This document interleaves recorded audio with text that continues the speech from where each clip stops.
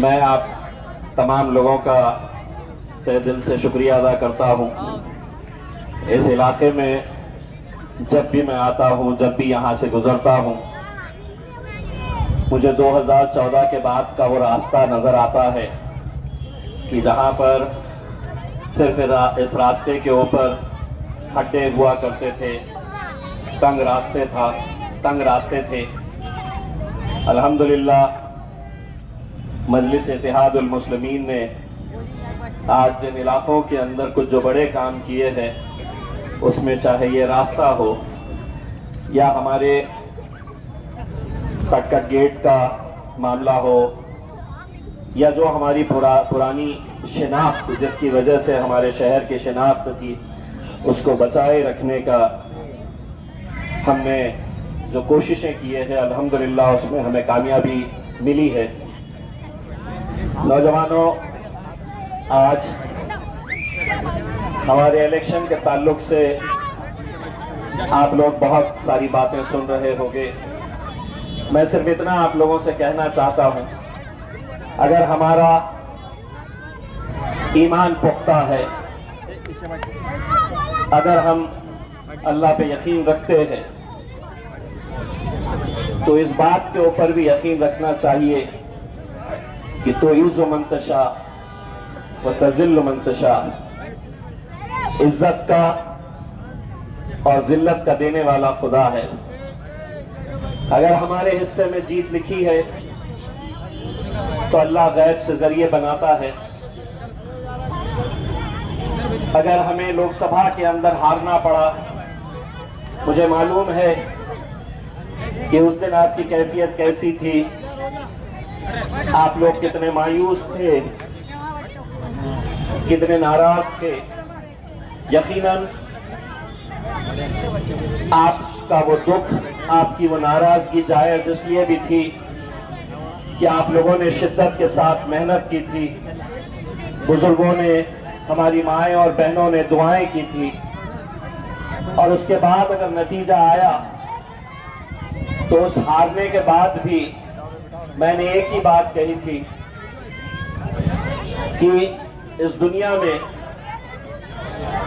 पत्ता भी नहीं हिलता है अल्लाह की रजा के बगैर।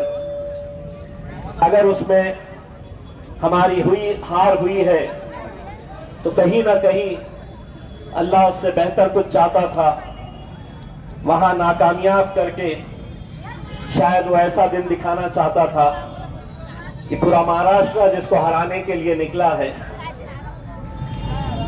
और अल्लाह की रजा है, तो 23 तारीख के दिन पूरे हिंदुस्तान के मुसलमानों की नजरें इस औरंगाबाद की ईस्ट की सीट के ऊपर इसलिए लगी हुई है कि एक अकेले इम्तियाज जलील को हराने के लिए जो खेल खेले जा रहे, जो साजिशें हो रही है। वरना आप बताइए, पूरे महाराष्ट्र में इतने सारे मुसलमान उम्मीदवार खड़े हुए हैं, लेकिन किसी के भी खिलाफ 28 मुसलमान उम्मीदवारों को खड़ा नहीं किया गया था। मेरे खिलाफ 28 मुसलमानों के उम्मीदवार खड़े किए गए, जो महाराष्ट्र के अंदर सबसे ज्यादा किसी एक मुसलमान को हराने के लिए वो खुद से खड़े नहीं हुए हैं, उन्हें खड़ा किया गया है। और आप अच्छी तरह से जान सकते हैं कि अगर ये वोट बटेगा तो सीधा फायदा किसको होने वाला है। अगर आपका वोट गलती से किसी और को गया तो वो वोट सीधा भारतीय जनता पार्टी की झोली में जाएगा, और उसी साजिश को उन्होंने अंजाम देते हुए अलग अलग इलाकों से मुसलमानों को टिकट देकर खड़ा किया। किसी को कहा गया कि तुम्हें 200 वोट लेना है, किसी को 500, किसी को 1000, और उसकी कीमत तय की गई। किसी को लाख रुपया दिया गया, किसी को 2 लाख, किसी को 5 लाख रुपये। सवाल यह पैदा होता है कि आखिर कब तक ये कौम महज 15 लोग, 20 लोग इसका सौदा करते रहेंगे। ये कौम का सौदा करने वाले हर 5 साल के बाद उठ के आते हैं। क्या वजह है कि जो लोग खड़े हैं वो सही मानों में जीतने के लिए अगर खड़े हैं तो आज कहां है वो लोग? एक एमएलए का फॉर्म भरना है तो ऐसा नहीं है कि आपने 2 रुपए का कोई फॉर्म लेके आया, किसी दुकान से फॉर्म भर दिया और जाकर जमा करवा दिए कि मुझे एमएलए होना है।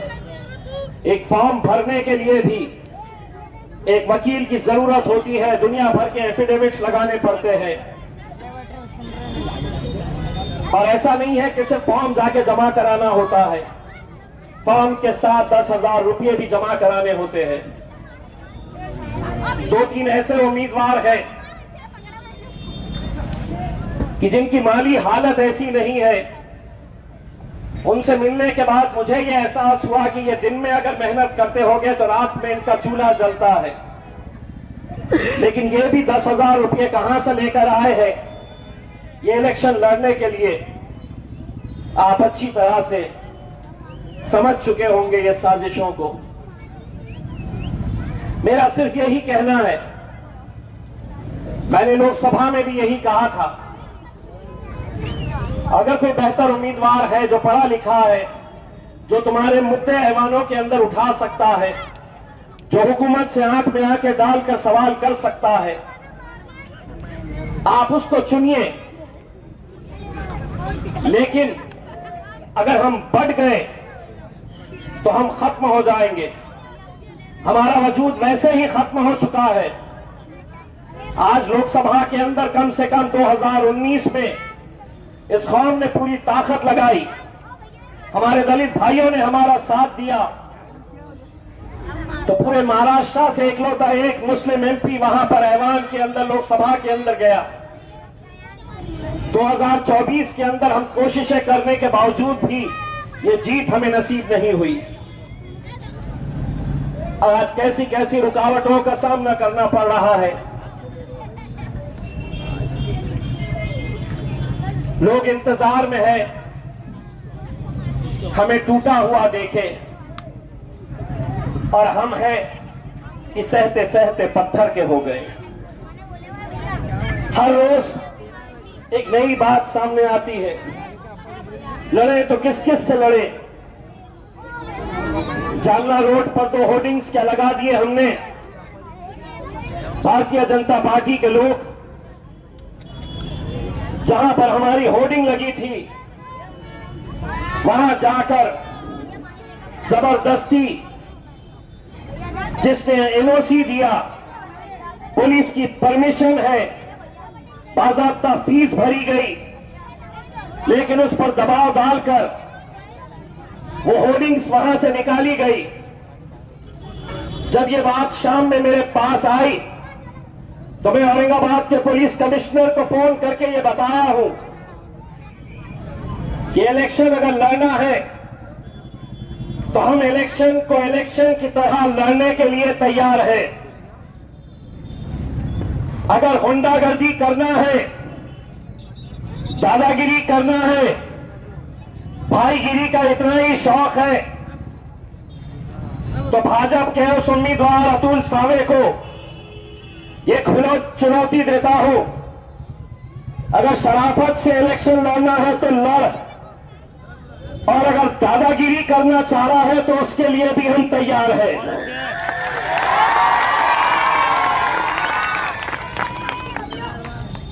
मैंने पुलिस कमिश्नर को साफ कहा, अगर कानून के तहत एनओसी हमने हासिल किए, हमने फीस दिए हैं, पुलिस की परमिशन ली गई, तो कैसे हमारे होर्डिंग्स निकाले जाते हैं?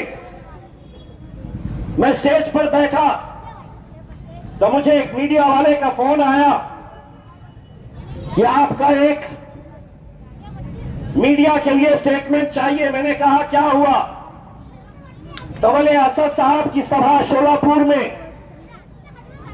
चल रही है, वहां पर पुलिस वाले स्टेज पर आके असद साहब को एक नोटिस दिए हैं कि यहां पर आपने किसी तरह का ऐसा कोई भाषण नहीं देना जिसकी वजह से समाजों में तेढ़ निर्माण हो। अगर तुमने ये नोटिस असदुद्दीन अवैसी को दिए हैं तो मैं महाराष्ट्र की पुलिस से यह सवाल करना चाहता हूं, क्या वो उत्तर प्रदेश का योगी टकला क्या तुम्हारा बाप है? जो आकर महाराष्ट्र के अंदर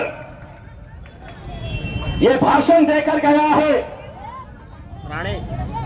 कि अगर हम बढ़ गए तो हम कट गए। वो ये भाषण देकर गया है कि मुसलमानों, तुम्हें अगर यहां नहीं रहना है तो यहां से पाकिस्तान चले जाओ। ये भाषण तुम्हें चलता है। अगर ये चलता है तो फिर ये भी चलना चाहिए। अगर उसकी जबान चलती है तो मेरी जबान तो अल्हम्दुलिल्लाह रोज नान खलिया खाकर तैयार हुई है।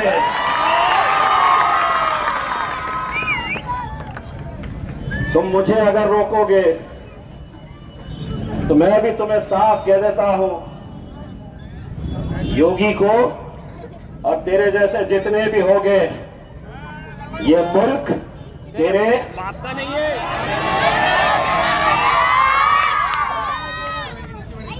ए योगी टकले सुन,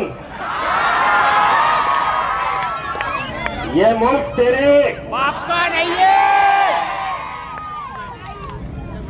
देते मेरे को नोटिस? मेरे को नोटिस कहां से देते?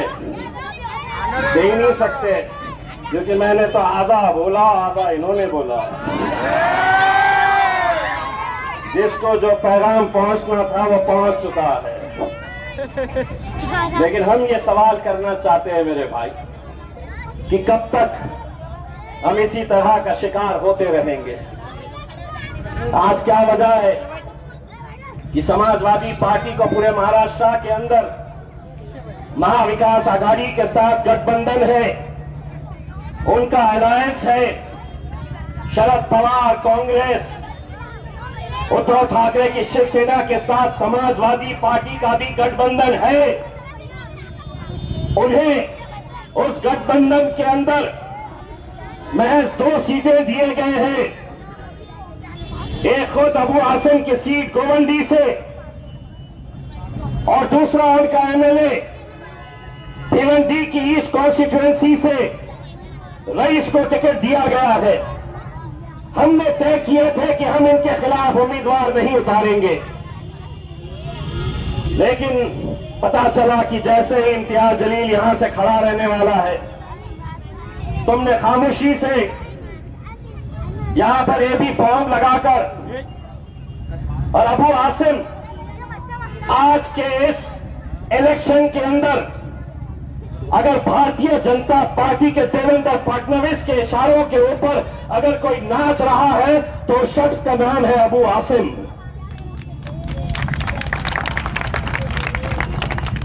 मुफ्ती इस्माइल साहब मालेगांव के हमारे एमएलए, उनके खिलाफ उम्मीदवार किसने खड़ा किया? तो अबू आसिम ने। धुलिया में फारूक शाह हमारे एमएलए, उनके खिलाफ समाजवादी पार्टी ने अपना उम्मीदवार खड़ा किया, सिर्फ इस इरादे से कि भारतीय जनता पार्टी को यहां पर हम फायदा पहुंचा सके। भाई कल्ला में मेरा वारिस पठान वहां से जीत कर आया था, वहां अबू आसिम ने, क्योंकि सीधा फायदा भारतीय जनता पार्टी को होने वाला है। और यहां पे भी आसिम भाई, कुछ शहर ऐसे हो गए हैं कि जहां जितनी भी ताकत लगा ले, कुछ भी कर ले, इलेक्शन के दिन ये जो नौजवान है, ये जो बुजुर्ग है, ये सुबह उठते हैं और ना जाने ऐसा खुदरत का क्या करिश्मा हो जाता है। अल्हम्दुलिल्लाह जब वो पोलिंग बूथ के ऊपर जाते हैं तो खुद ब खुद उनका हाथ जो है वो पतंग के ऊपर पड़ जाता। वरना ऐसे ही अकेले लड़के, एक तरफ 3 पार्टियों का गठबंधन था, भाजपा, एकनाथ शिंदे, अजीत पवार तीनों, दूसरी तरफ शरद पवार, कांग्रेस और उद्धव ठाकरे। मजलिस तो अकेले लड़ी थी, लेकिन अल्हम्दुलिल्लाह अकेले लड़ने के बाद भी 3.5 लाख वोट इसी आवाम की बदौलत अब हमको मिले थे। मेरे भाइयों, मैं तहे दिल से शुक्रिया अदा करता हूं। अगले दो दिन कल एक जना आ रहा है। कौन आ रहा है पता है? बोलो ना। भाई और बहनों,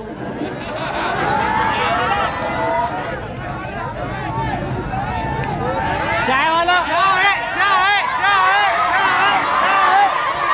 मोदी जी अभी आए नहीं हो, तुमको खुली चुनौती दे रहा हूं।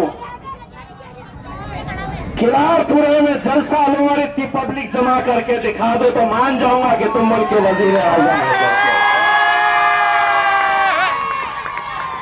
और मोदी जी तुमको चैलेंज कर रहा हूं, ये जो जलसे में आए हैं ना, ये मजलिस के दीवाने हैं। 200, 300, 500 रुपए वाले नहीं है जो कल तुम्हारी सभा में देखने को मिलने वाले हैं।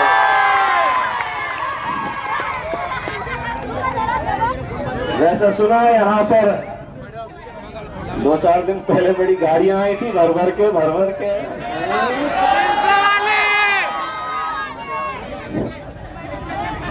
हमारे भी पट्टे बड़े शाणे हैं, उनको मालूम है पतंग उड़ाना है तो मांझा तो लगेगा ही।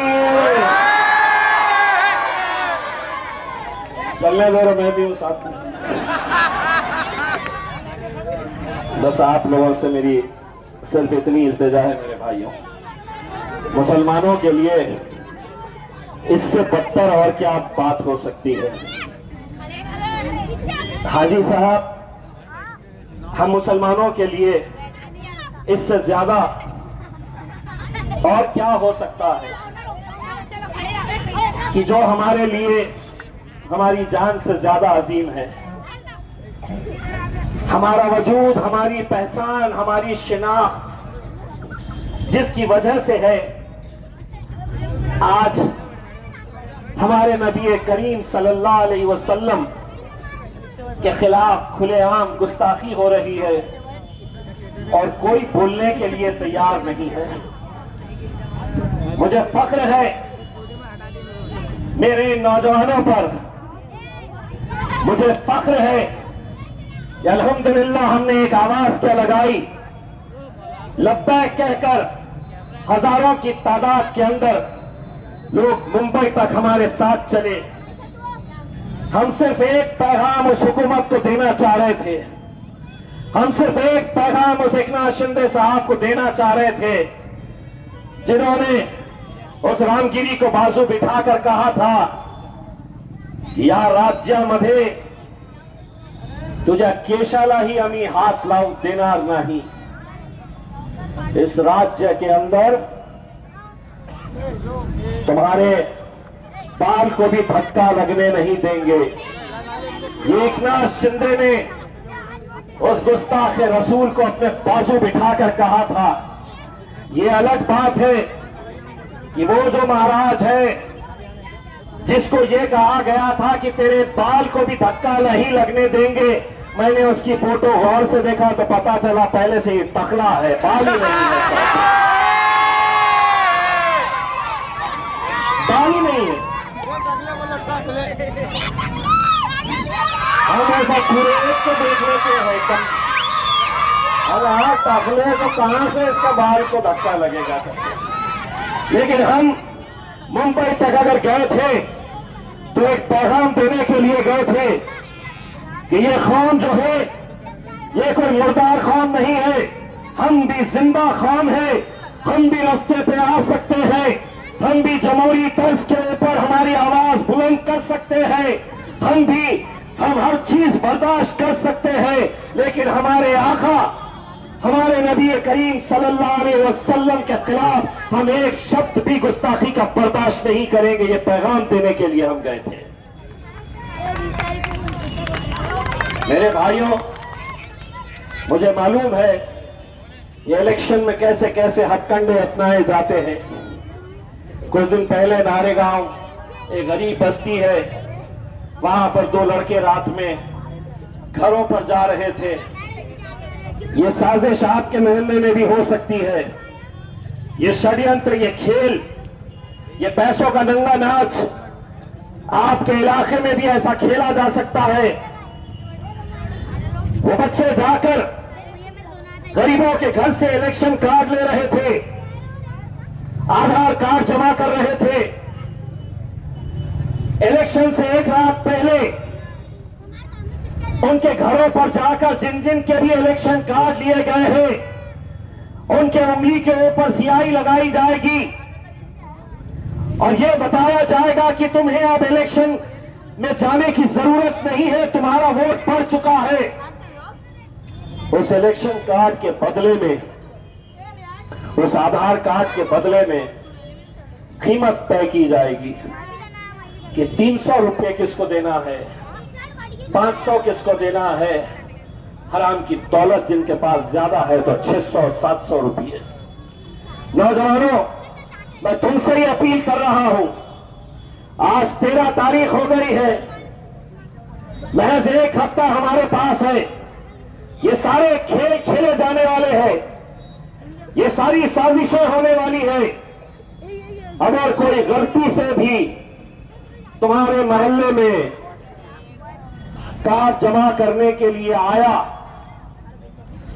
तो क्या करोगे? अंधी भाषा।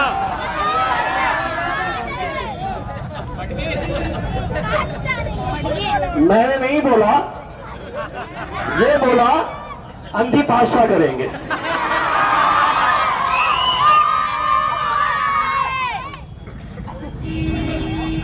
मेरे को जो बोलना है ना, मैं आधा बोल देता हूँ, आधा आवाम मेरा हिसाब कर देती है और ये घंटा लेके बैठे रहते हैं कि आप क्या बोलता, आप क्या बोलता है, क्या मुझे सब समझ में आता है। वरना हमने पहले जो आया बोल देते थे, रात में पुलिस वाले बोलते थे कि आपके ऊपर ये केस, भड़काऊ भाषण दिया आपने। अब हम भड़काऊ उड़काऊ कुछ नहीं देते, आधा हम करते, आधा ये कर देते हैं, हो जाता अपना काम, जितना भी करना चाहिए। तो आप लोगों की यह जिम्मेदारी है मेरे भाइयों कि आप लोग ये इलेक्शन को बहुत ही संजीदगी से लेने की जरूरत है। मैं ये इसलिए भी कह रहा हूं कि जब हम लोकसभा के इलेक्शन हारे तो मैंने उस दिन मेरे नौजवानों की दीवानगी को मैंने देखा। मेरे सामने ये जो बुजुर्ग लोग बैठे हैं, ऐसे ऐसे बुजुर्गों को मेरे घर के पास खड़े हुए थरथरा रहे हैं। हम हार के आ गए, हम उस दिन हार गए थे, लेकिन सिर्फ हिम्मत दिलाने के लिए ये बुजुर्ग घर पे आए, थरथराते हुए, आंसू टपक रहे और मुझे हिम्मत दिला रहे थे कि अल्लाह की मसलिहत है। मैंने कितनी अपनी माओं और बहनों को इलेक्शन से एक रात पहले ये फोन करके मुझे बता रहे थे कि हम आज तुम्हारे लिए रोजा रखे हैं, कितनी मन्नतें मांगे थे। मैं हरसूल के एक छोटे से बच्चे का किस्सा आपको सुनाना चाहता हूं कि इलेक्शन से एक रात पहले सुबह काउंटिंग होनी है, तो वो छोटा सा बच्चा एक छोटी सी प्लास्टिक की थैली के अंदर, हरा रंग उस प्लास्टिक की थैली के अंदर रखा, एक छोटा सा मजलिस का झंडा अपने तकिए के नीचे रखा और अपनी मां से कहा कि अम्मा सुबह मुझे जल्दी उठा देना, मुझे इम्तियाज जलील का जीतने का जश्न मनाना है। आप तसव्वुर करिएगा, जब उसके बाप ने मुझसे ये कहा कि जब उसको ये पता चला था कि इम्तियाज जलील अब जीता नहीं है, इम्तियाज जलील हार गया है, तो वो जिस तरीके से रो रहा था, आप सोचिए, ये छोटे छोटे बच्चों का हमारा रिश्ता क्या है। कहीं ना कहीं ये भी मोबाइल के ऊपर देखते हैं कि कौन लड़ रहा है, कौन बोल रहा है। जीत कर तो बहुत सारे लोग आ जाएंगे, लेकिन आज अगर इतनी सारी साजिशें मेरे खिलाफ हो रही है तो वो इसलिए हो रही है कि ना तो देवेंद्र फडणवीस चाहता है, ना एकनाथ शिंदे चाहता है, ना अजीत पवार चाहता है, ना तो ठाकरे चाहता है, न शरद पवार, न समाजवादी, कोई नहीं चाहते हैं कि उस ऐवान के अंदर हुकूमत से आंख में आंख डालकर सवाल करने वाला कोई एमएलए वहां तक पहुंचे। वरना बोलने के लिए तो कितने सारे एमपीज हैं हिंदुस्तान के पार्लियामेंट के अंदर, कितने सारे एमपीज हैं, लेकिन बोलता कौन है, लड़ता कौन है? एक ही आवाज है पार्लियामेंट के अंदर, और वो है मेरे खायद बैरिस्टर असदुद्दीन ओवैसी की। आज जब असद साहब का मैं वो बयान सुनता हूं कि मेरा बाजू इम्तियाज जलील मेरे साथ में पार्लियामेंट के अंदर नहीं है, तो मुझे बड़ा अफसोस होता है। शायद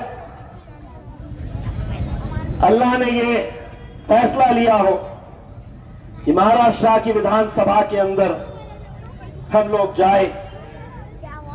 मैं तमाम उलमाए किराम से, तमाम उलमाए दीन से यह अपील करना चाहूंगा, आप हमारे सरों का ताज हैं, हम आपकी इज्जत करते हैं, एहतराम करते हैं, लेकिन अब इलेक्शन को सिर्फ राजनीति का एक हिस्सा ना समझते हुए हमारे दीन के, हमारे मजहब के फैसले बड़े अफसोस के साथ ये कहना पड़ रहा है कि इन ऐवानों के अंदर लिए जा रहे हैं। यूनिफॉर्म सिविल कोड अगर लाती है तो मुसलमान सर पर टोपी पहनेगा या नहीं पहनेगा, वो दाढ़ी रखेगा या नहीं रखेगा, मस्जिदों से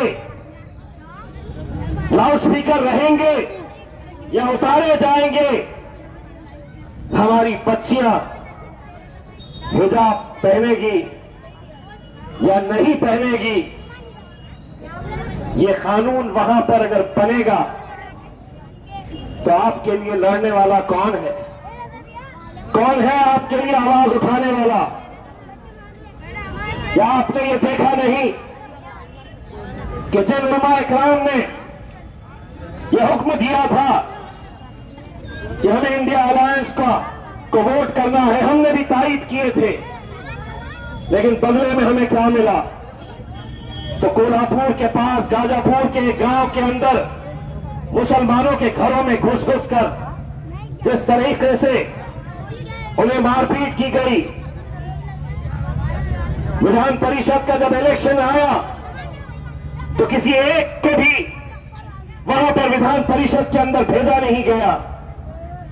लोकसभा के अंदर 48 लोकसभा की सीटें हैं, लेकिन एक भी मुसलमान को टिकट नहीं दिया गया, और एकलौता एक जो था उसको हराने के लिए पूरी ताकतें जुट गई थी।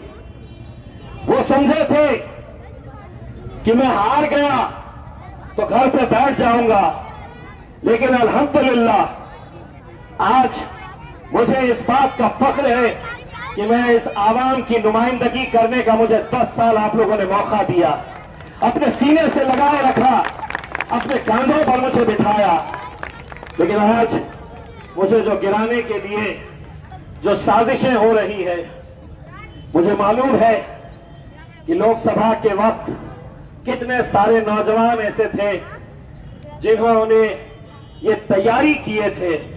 किसी ने कहा था कि मैंने 2 बैग भर के रंग लाया हूं, किसी ने कहा था मैंने ढोल ताशे का इंतजाम कर लिया हूं, सारी तैयारियां थी, लेकिन अल्लाह की रजा उसमें नहीं थी। हमने उसको कबूला।